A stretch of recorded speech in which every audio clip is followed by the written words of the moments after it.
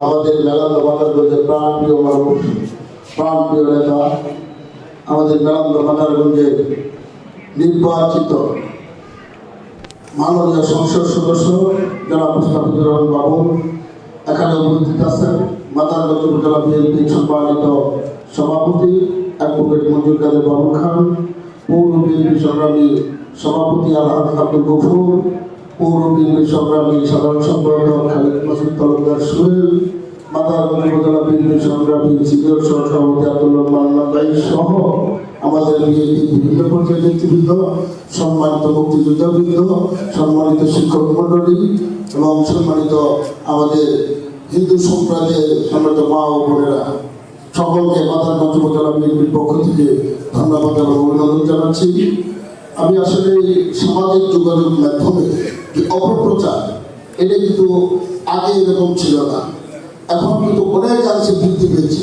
সামান্য কোনো ঘটনা ঘটলেই একজন যদি একটু এটা থামতে পারে, তাহলেই সামাজিক যোগাযোগ মাধ্যমে একটা অপপ্রচার শুরু হয়ে যায়। আমরা এই অপপ্রচারের বিরুদ্ধে আমরা সামাজিক ঐক্য গড়ে তুলব, যাতে এরকম অপপ্রচার না হয়। এবং অনলাইন জুয়া, এই জুয়াটা একবারে এমন পর্যায়ে চলে গেছে, আমরা এই যে কিছু কিছু অপমৃত্যুর খবর পাই, এটা কিন্তু অনলাইন জুয়ার কারণে। কারণ অনলাইনে জুয়া খেলে তারা ঋণগ্রস্ত হয়ে এমন অবস্থা তাদেরকে আত্মহত্যা করতে বাধ্য হয়। সেই জন্য আমরা এই অনলাইন জুয়ার বিরুদ্ধে সামাজিক প্রতিরোধ করে তুলব। এবং একটা ওসি সাহেব আছেন, তাকে বলবো, ওনাকে বলবো যে এই যে আমাদের রাস্তাঘাটে দেখা যায় উঁচা উঁচা কিছু ট্রং করছে, ট্রং, এই ট্রংয়ের উপরে বসে কিন্তু তারা সারা রাত ব্যাপী ইয়ং জেনারেশন এই যে তারা কিন্তু আমাদের জুয়া খেলে, এটা কিন্তু এই ট্রংগুলোকে ভেঙে দিতে হবে। এবং আমাদের আজকে সম্প্রীতির দেশ, এই সম্প্রীতি আমরা হিন্দু, বৌদ্ধ, খ্রিস্টান, মুসলমান সবাই একসাথে আমরা বসবাস করছি। আমাদের এই সম্প্রীতির দেশে আজকে যে অনলাইনের জুয়ার যে একটা হয়েছে, এটা কিন্তু আমাদের প্রতিরোধ গড়ে তুলতে হবে। আমি সকল বিসমিল্লাহির রহমানির রহিম। আজকে এই সম্প্রীতি সমাবেশের সম্মানিত সভাপতি মাদারগঞ্জ উপজেলা নির্বাহী কর্মকর্তা জনাব সুমন চৌধুরী সাহেব, আজকে আমাদের মাঝে উপস্থিত রয়েছেন মাদারগঞ্জ মেলান্দের সবচেয়ে জনপ্রিয় নেতা মাননীয় সংসদ সদস্য জনাব মুস্তাফিজুর বাবু সাহেব, উপস্থিত রয়েছেন মাদারগঞ্জ পৌর বিএনপির সম্মানিত সভাপতি আলহাজ আব্দুল গফুর, উপস্থিত রয়েছেন মাদারগঞ্জ উপজেলা বিএনপির সম্মানিত সাধারণ সম্পাদক জনাব মিজানুর রহমান রতন, পৌর বিএনপির সাধারণ সম্পাদক জনাব সোহেল তালুকদার এবং মাদারগঞ্জ উপজেলা বিএনপির সিনিয়র সহসভাপতি জনাব আব্দুল মান্নান, উপস্থিত রয়েছেন মাদারগঞ্জ থানা ভারপ্রাপ্ত কর্মকর্তা এবং সম্মানিত প্রেসিডেন্ট সাহেব সহ উপস্থিত সকল দপ্তরের সম্মানিত কর্মকর্তা বৃন্দ, উপস্থিত রয়েছেন বীর মুক্তিযোদ্ধা বৃন্দ, উপস্থিত বিভিন্ন মসজিদ থেকে আগত আমাদের সম্মানিত ইমাম সাহেব এবং বিভিন্ন মন্দির থেকে আগত প্রতিনিধিবৃন্দ এবং আমার ছোট বড় ভাই বোনের, আসসালামু আলাইকুম। আপনারা কেমন আছেন? আপনারা কেমন আছেন? পিসিরা আপনারা কেমন আছেন? দিদিরা আপনারা কেমন আছেন? ইনশাআল্লাহ। আসলে বাংলাদেশ একটা সাম্প্রদায়িক সম্প্রীতির শ্রেষ্ঠ উদাহরণ। আমরা বাংলাদেশে হিন্দু, বৌদ্ধ, খ্রিস্টান আমরা সকলে একসাথে মিলেমিশে আমরা বসবাস করি। আমাদের পার্শ্ববর্তী দেশ আপনারা দেখেন, সেখানে সাম্প্রদায়িক দাঙ্গা, প্রতিদিন হাজার হাজার মানুষ সেখানে জীবন দিতে হচ্ছে। কিন্তু আমরা বাংলাদেশের একটা উদাহরণ, যে এই বাংলাদেশে আমরা হিন্দু, বৌদ্ধ, খ্রিস্টান আমরা সকলে মিলে ঐক্যবদ্ধভাবে একসাথে আমরা বসবাস করছি, আলহামদুলিল্লাহ। প্রিয় ভাই বোনেরা, আজকে এই আমাদের এই সম্প্রীতিকে নষ্ট করার জন্য বিভিন্ন সময় বিভিন্ন চক্রান্ত হয়েছে। বিশেষ করে অনলাইনে বাংলাদেশের জঙ্গিকে উদ্ধার করার জন্য বিভিন্ন সময় যে সরকার লোকের অত্যাচার হচ্ছে, সংখ্যালঘু লোকদের বাড়ি ঘর লুটপাট হচ্ছে, আগুনকে পুড়ে দেওয়া হচ্ছে, এমন বহু মিথ্যা অভিযোগ কিন্তু আমরা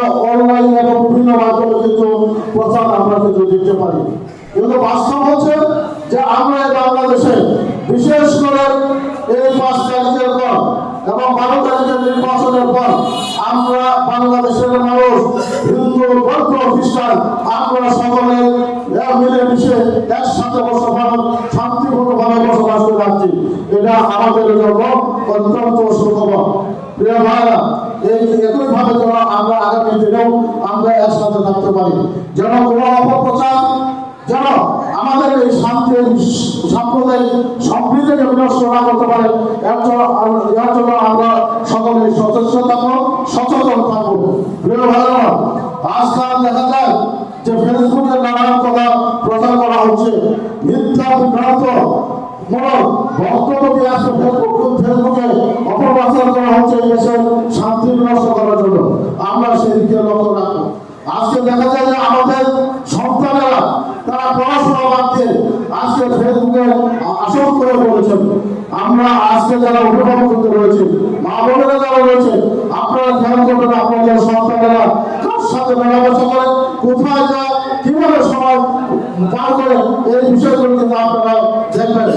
আমাদের অনেক মা বোনেরা রয়েছেন, আপনারা অনেক সময় দেখেন যে আমার সন্তানেরা পড়ার টেবিলে সত্যি পড়ছেন নাকি বড় পাতার নিচে মোবাইল দিয়ে মনে দেখছেন, এই বিষয়ে আপনারা সচেতন হবেন। কারণ যদি আপনাদের সন্তানকে যদি সচেতন না করতে পারেন, সুনাগরিক হিসেবে গঠন করতে না পারেন, পরবর্তী সমাজ কিন্তু বিনষ্ট হবে। তাই প্রত্যেকটি মা বোনদের কাছে অনুরোধ করবো যে আপনারা আপনাদের সন্তানকে আপনারা সঠিকভাবে আপনারা পরিচর্যা করবেন, তারা যেন সঠিকভাবে পড়াশোনা করে সঠিক মানুষ হিসেবে যেন প্রতিষ্ঠিত হতে পারে, এর জন্য আপনারা সকলেই কিন্তু সচেষ্ট থাকবেন। আমরা ইদানিং দেখছি যে আমাদের তরুণ সমাজ আজকে যারা পড়াশোনা বাদ দিয়ে আজকে মাদকে আসক্ত হয়ে পড়ছে। আজকে তাই আমরা যারা অভিভাবক রয়েছে, আমরা যদি সহযোগিতা না করি, তার শুধু ওই পুলিশের উপর অফিসারের উপর নির্ভর করে থাকলে এই মাদক থেকে আমাদের সন্তানদেরকে আমরা বের করে আনতে পারবো না। এই জন্য আমাদের সন্তানদেরকে উপযুক্ত শিক্ষায় আমরা শিক্ষিত করবো। আমাদের সন্তানেরা যেন এই বাজে নেশায় যেন আসক্ত না হতে পারে, তার জন্য আমরা সচেষ্ট থাকবো।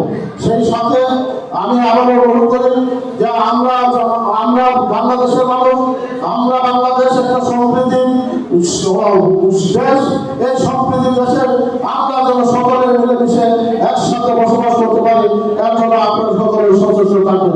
বিশেষ করে আমাদের এই জায়গায় আমাদের মসজিদের ইমাম সাহেবদের এবং বিভিন্ন শিক্ষা প্রতিষ্ঠানের শিক্ষকদের বিরাট ভূমিকা রয়েছে। আমরা যদি প্রত্যেকটা শিক্ষা প্রতিষ্ঠানে আমাদের ছাত্রছাত্রীদেরকে আমরা মূল্যবোধের শিক্ষা দিই, আমাদের সন্তানদেরকে আমরা যদি মূল্যবোধের দিকে আমরা আকৃষ্ট করি, আমাদের মসজিদে যদি ইমাম সাহেবরা খুব যদি এই মাদক থেকে আমাদের সমাজকে মুক্ত করার জন্য যদি একটা কথা বলেন, আমার মনে হয় যে সমাজ অনেকটা উপকৃত হবে। আমি আর বক্তব্য দীর্ঘায়িত করবো না। আজকে আমরা এই বাজারগুলোতে আজকে সম্প্রীতি সমাবেশ প্রমাণ করে যে আজকে এই বাংলাদেশ জাতীয়তাবাদ দল ক্ষমতায় আসতে আমরা সকলে মিলেমিশে একসাথে থাকতে পারি, এই উদাহরণ সৃষ্টি হয়েছে। সেই সাথে সকলকে ধন্যবাদ জানিয়ে আমরা জুলাই যোদ্ধারা উপস্থিত আছেন, আছেন না চলে গেছে। জুলাই যোদ্ধা আমার সংগ্রামী নেতা চলে গেছেন না। সমস্যাটা এই জায়গাতে,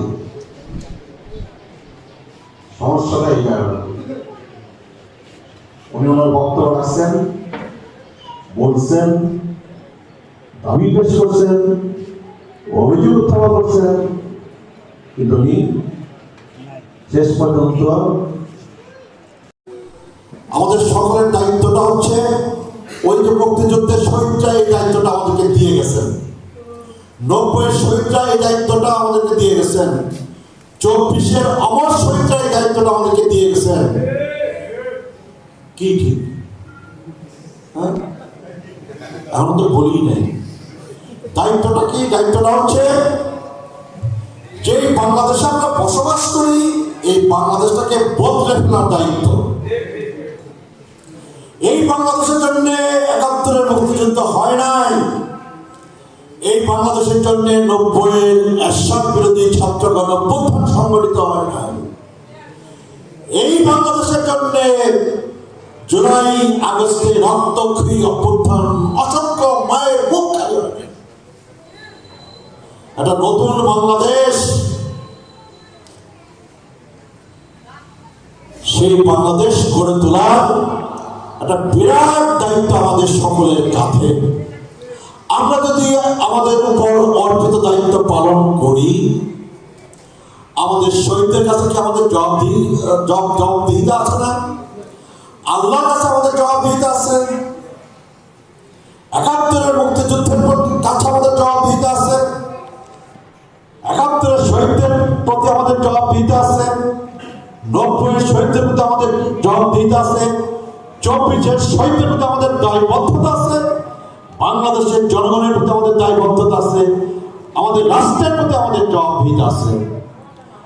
আমরা যদি জবাবদিহিতা আছে, এটা জবাবদিহিতা আছে এই কথায় বিশ্বাস করি, দায়বদ্ধতা আছে এই কথায় বিশ্বাস করি, তাহলে আমাদের সকলকে এই বাংলাদেশটাকে বদলে ফেলার জন্য আমাদের সকলকে আগে বদলাইতে হবে, তাই না?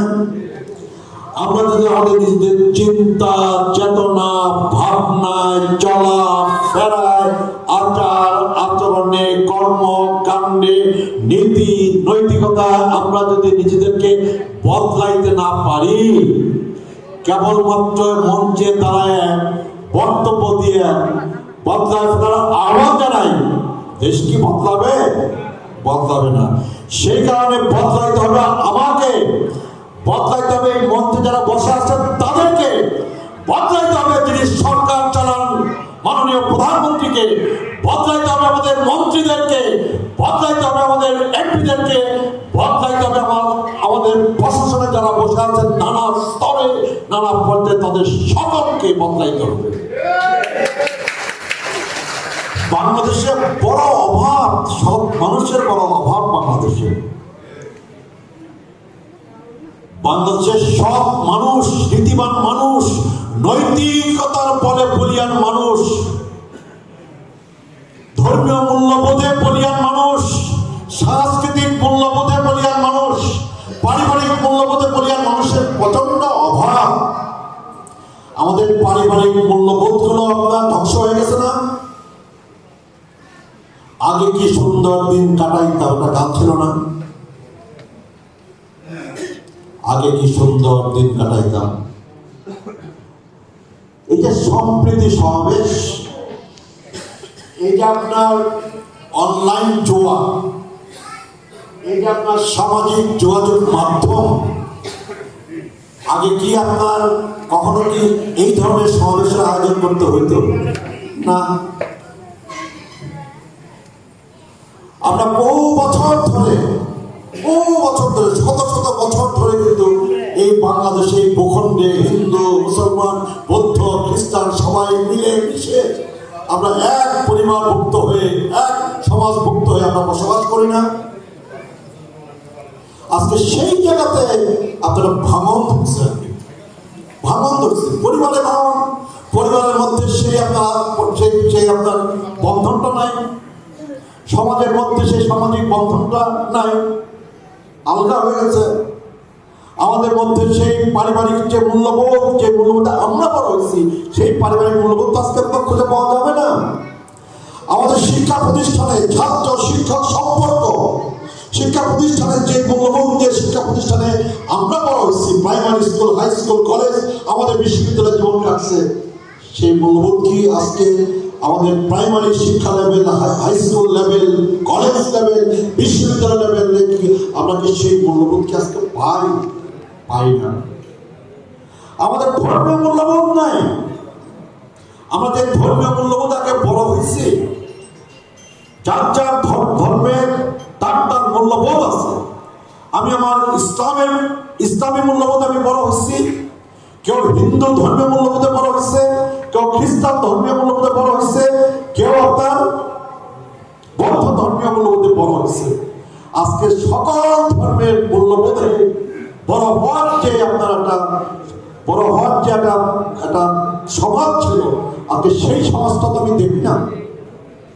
যে কারণে আজকে সমাজে অবক্ষয় দেখছেন, সমাজে কত অবক্ষয়। সন্তান বাবাকে হত্যা করে। একজন আমাদের মাননীয় ভারপ্রাপ্ত কর্মকর্তা আছেন, একজন পুলিশ কর্মকর্তাকে তার মেয়ে, বাবা এবং মা দুজনকে হত্যা করেছিল। নামটা কি?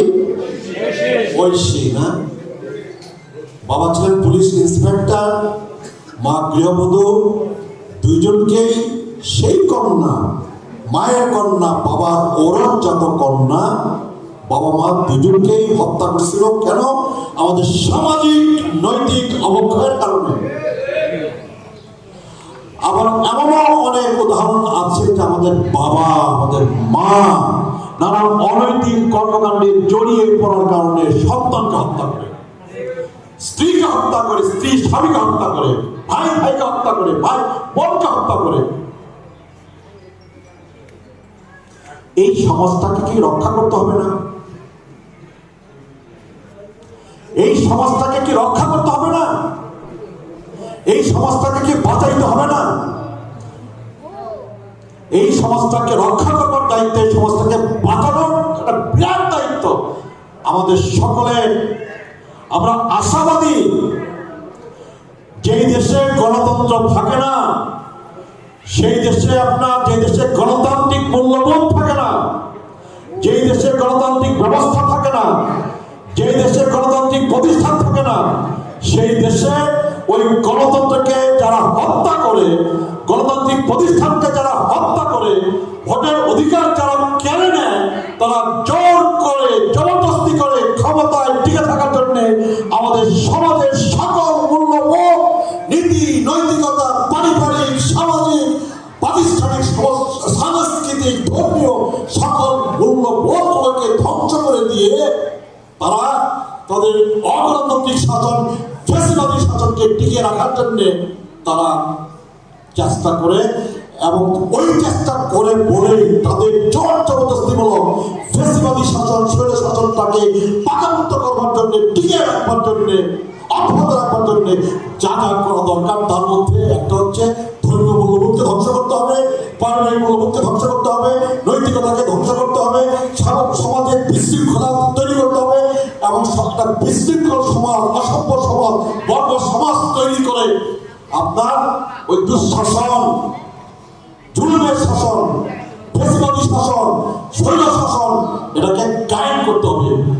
এই কাজটাই করছে এবং এই কাজটা করার মধ্যে দিয়ে বাংলাদেশের অপূরণীয় ক্ষতি সাধিত হয়েছে বিগত 15 বছর। বিশ্বাস করেন, আপনি কোন দল করেন সেটা আমার কাছে বড় কথা না। আপনি বিগত জাতীয় সংসদ নির্বাচনে আমাকে ভোট দিচ্ছেন কি দেন নাই সেটাও আমার কাছে প্রধান বিবেচ্য বিষয় না। আমার কাছে প্রধান বিবেচ্য বিষয় হলো যে বাংলাদেশের বিরাট ক্ষতি হয়ে গেছে। 15 বছরের শাসন আমলে বাংলাদেশের বিরাট ক্ষতি হয়ে গেছে। আইনের শাসন, ন্যায় বিচার ধ্বংস করা হয়েছে। কোথাও কোনো শৃঙ্খলা ছিল না, প্রশাসনের শৃঙ্খলা ছিল না। যোগ্য মেধাবীদের প্রশাসনে তাদের ন্যায্য পাওনা থেকে বঞ্চিত করা হয়েছে।